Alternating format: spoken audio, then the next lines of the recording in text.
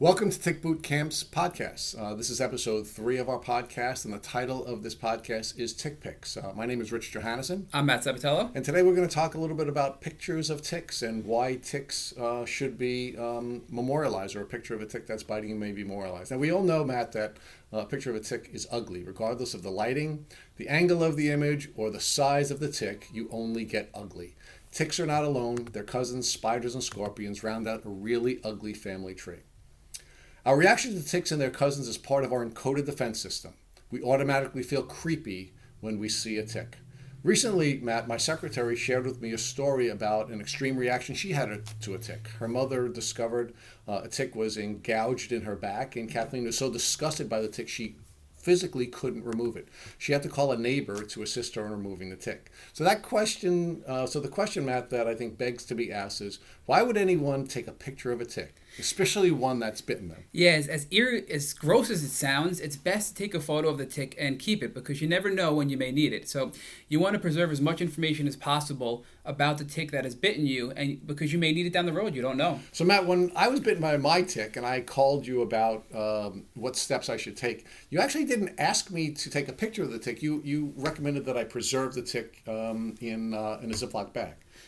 That's right, yeah, because once you preserve it, there are a lot of different things you can do with it. And my immediate reaction was just preserve the tick. You may need it, and who knows what we're going to do with this tick down the road.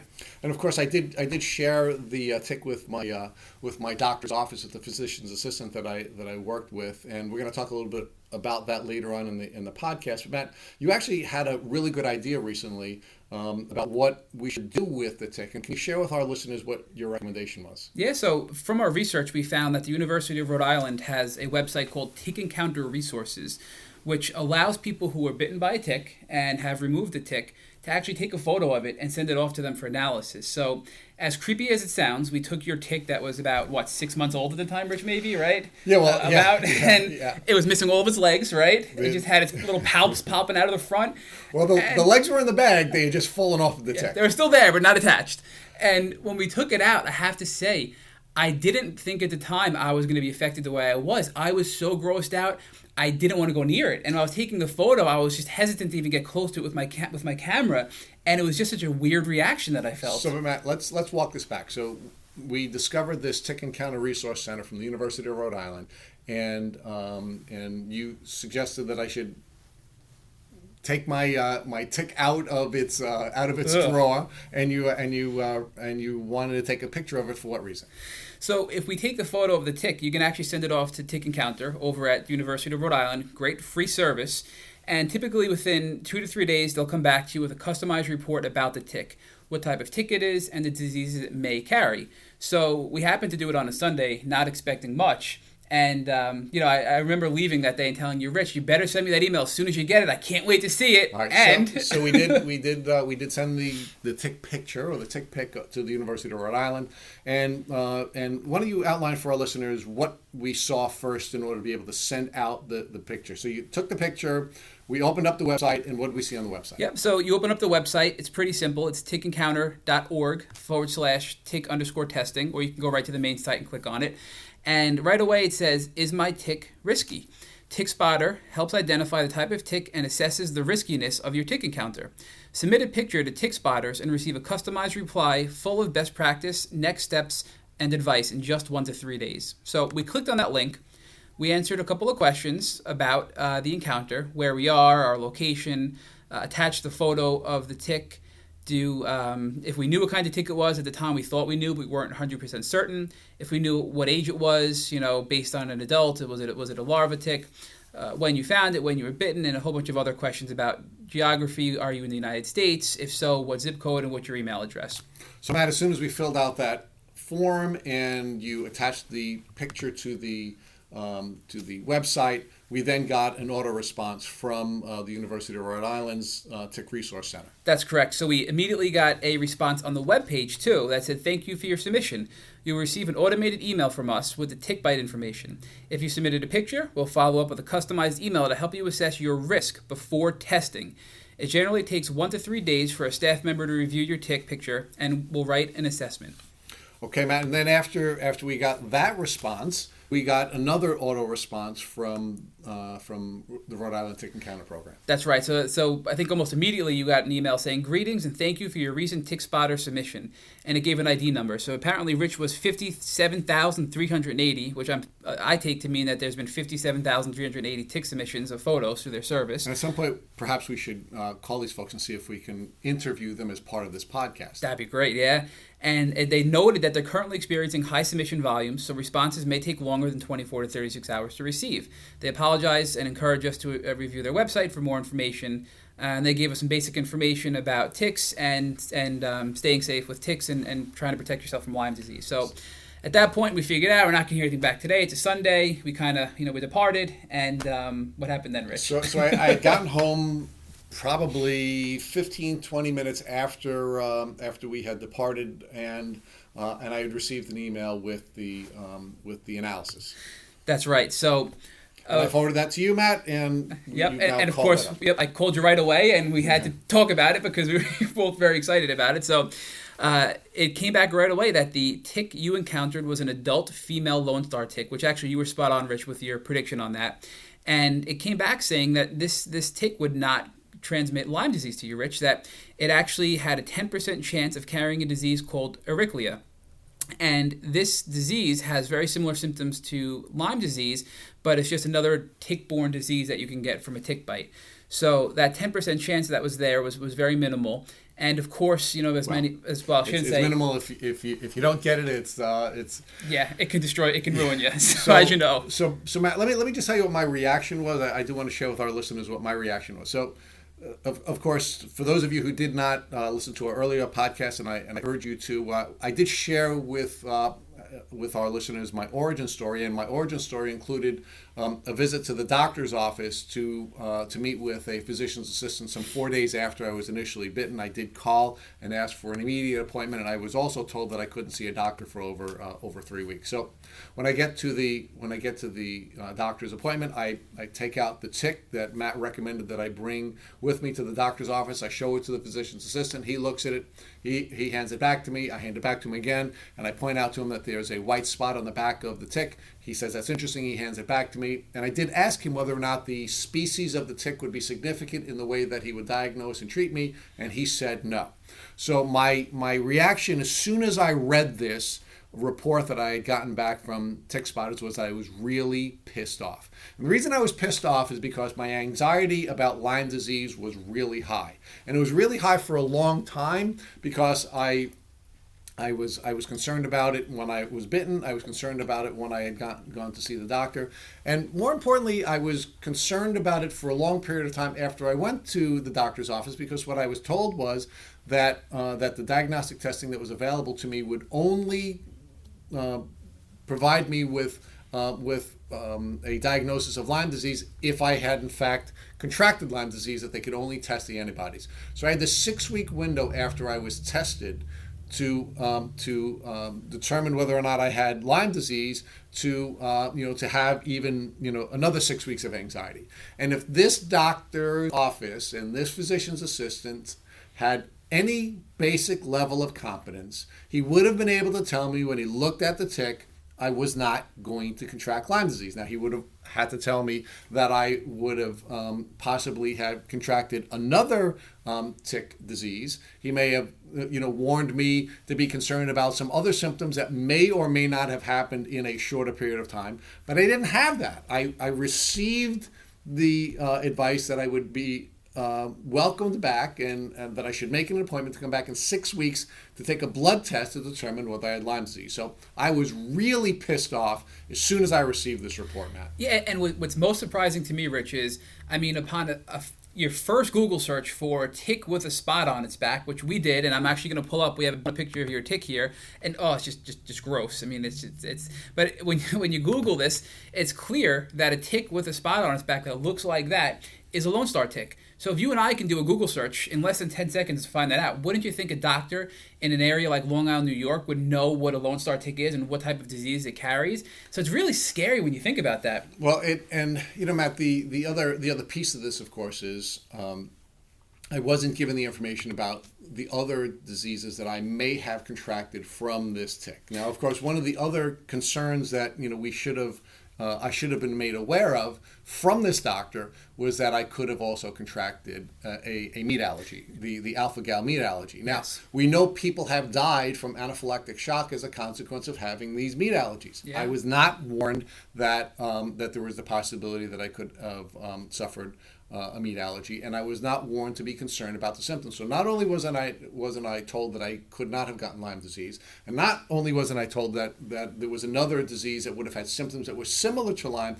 that may have begun to present, but I was also in a position where I could have eaten a red meat meal, Yeah. and I could have had an allergic reaction to this red meat meal. And what we're starting to see when we look at the research that's being done, or at least the media presentation of this alpha-gal meat allergy, is that there are people who are dying from the meat allergy because they don't recognize that ingesting meat is what's causing the allergic reaction. That's right. And the scary part is you could ingest red meat and have a reaction hours later. So we've read stories of countless people who have ingested red meat, and hours later they can't breathe, they have this allergic reaction, and they can't figure out why, and eventually they come to the conclusion that it's from a meat allergy, from a Lone Star tick. But it's not going to be a direct correspondence between I was eating red meat and now I had an allergic reaction. So it's hard to really put the connection there together. So now the good news about this tick spotter report is it gave us some additional information, Matt. For example, it did give us the gender of the tick. Yep. And it also gave us an outline of how long the tick had been feeding on you, feeding on me, before it had been detached. And what the report says is that it appears that this one was attached and feeding for about 1 day or less. Now, that's another piece of information that the doctor should have considered when giving me the advice that he was giving me. You're right.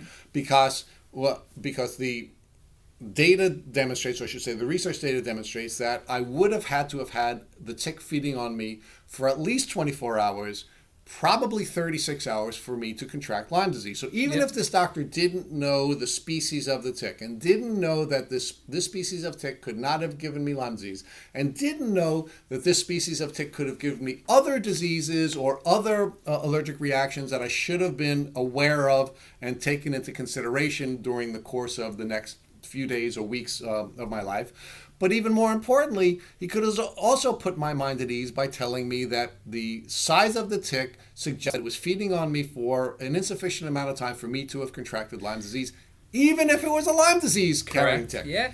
And not only that, so this report is really good because it goes on to tell you, Rich, that adult and baby Lone Star ticks can transmit Ehrlichia germs in as little as 6 hours. So that was a bolded red statement in there. But then it went on to note that it's only in 10% of bites from a Lone Star tick is it going to transmit this disease on average. And Matt, I disagree with you on the 10%. I think 10% is a pretty high percentage, and it's not. True. There aren't odds that I would like to take. It's like having a 1 in 10 chance of blowing your brains out if you had a bullet in a gun. I wouldn't take that chance. So that's a very good point. So the next paragraph, which you're now reading, of course, caused me to have a negative reaction to my doctor as well. Because look, we know from the report that we had gotten from the tick encounter that the tick was feeding on me for less than a day. So Lyme disease was off the table. However, we also know that Ehrlichia is a disease that I could have contracted from this particular tick if it had been feeding on me for 6 hours, and the report could not discern whether or not it was 6 or greater hours. So that's information the doctor should have given me, right. And that's information that I should have been prepared to take into consideration when symptomology did or did not present itself over the course of the next 6 weeks between the time that I went to see the doctor and the time that I was going to go back for my Lyme test. Which again begs another question, Matt. So 6 weeks after my initial visit to the doctor's office, I went back and I took a blood test. Right. And I was told that the blood test would then give me the results of whether or not I had Lyme disease or not. And within a few days of me taking the blood test, I don't recall exactly when, how long after, I did receive a call from the doctor's office, and they said, "Congratulations, Mr. Johannesson, you do not have Lyme disease." Yep, and I call BS on that, Rich, because as we've learned, these Lyme tests are horribly inaccurate.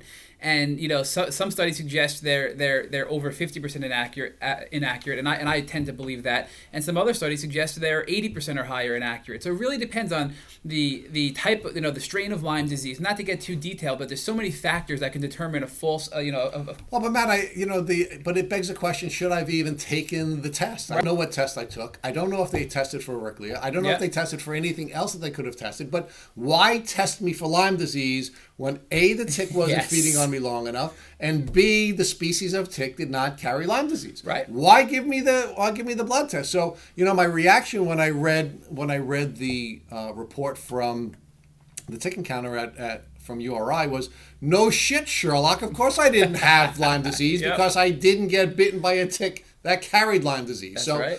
Even giving me the blood test was, in my view, a waste of my time, a waste of my money, and certainly a waste of my insurance carrier's money. And it was driven by a failure on the part of the doctor's office to have the tools necessary to determine what the proper diagnostic test should be and what the proper treatment protocol should be. Now, of course, the last step in this process, because I did share with our listeners in the past that I was prescribed the course of doxycycline. Right.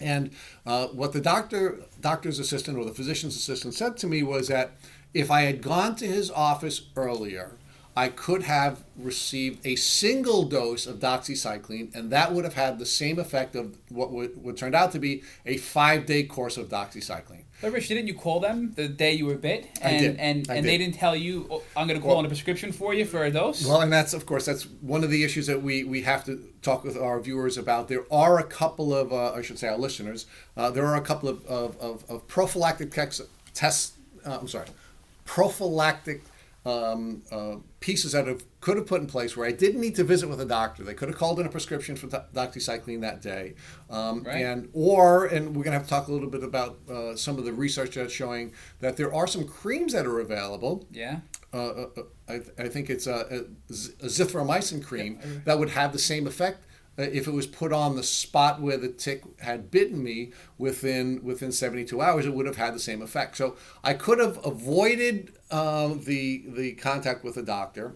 Yeah. I could have had a prescription that would have allowed me to have the benefit of the doxycycline immediately. Yeah. And I wouldn't have had to deal with all of these issues that we're talking about here. So this was an absolute failure on the part of my doctor's office, and it certainly was borne out by all the information that we had gotten from the URI results.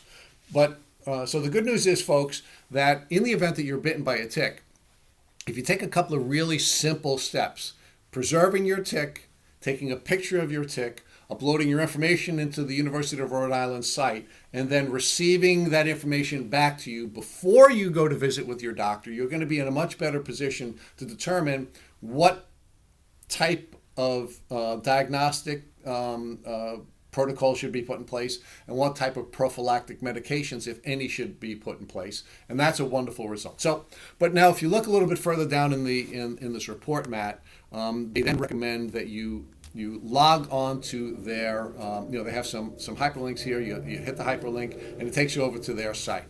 And this is where I'll have to tell you that the report had me very unhappy with my doctor. But then when I linked over to the URI site, I felt like I was being waterboarded with information. And this is consistent with a lot of what I was feeling when I was doing my research before I went to the doctor, and then between the bite and the doctor and then some of the research afterwards. There's just so much information, and it's so scientifically oriented, Yes. and it's so overwhelming that even though I've been doing research for months and months and months now, we've started to do this podcast together, I was overwhelmed when I got to the website. There was just much too much information. So I have to thank the folks at the University of Rhode Island for their wonderful service that provided me with a great deal of information very, very quickly.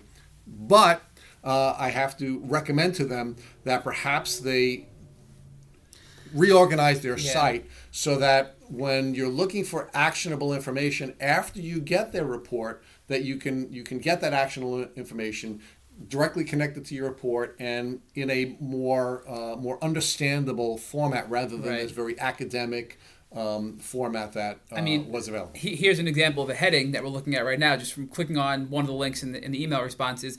Transmission dynamics of Borrelia burgdorferi SS during the key third day of feeding by nymphal Ixodes scapularis, Acari ixodidae. And honestly, I don't know what some of that means, and we've been researching this for quite a while now. So some of them are just scientific names for a tick, like the Ixodes scapularis.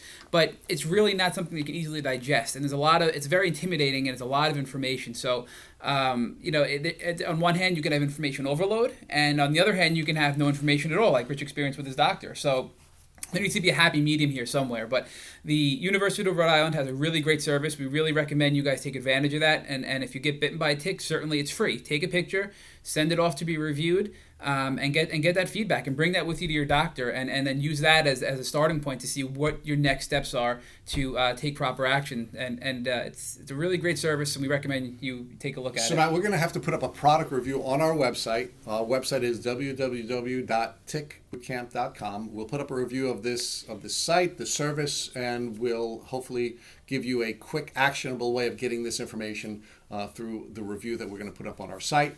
So I want to, again, thanks to folks at the University of Rhode Island for this wonderful service. I think it's a great service to the public. I'm hoping folks in the medical community will begin to use it themselves and to recommend that their patients use this. What I'm planning to do, Matt, is to contact my doctor's office. I'm going to ask them to send me a copy of the blood test that they had offered to me. I'm going to ask them for copies of the doctor's notes, and we'll do another podcast in the future outlining what the tests were, what the results were, and we'll talk about what options folks should consider when they are presented with blood test options. So for now, this is Rich Johannesson and Matt Sabatello signing off on podcast number 3, Tick Pics.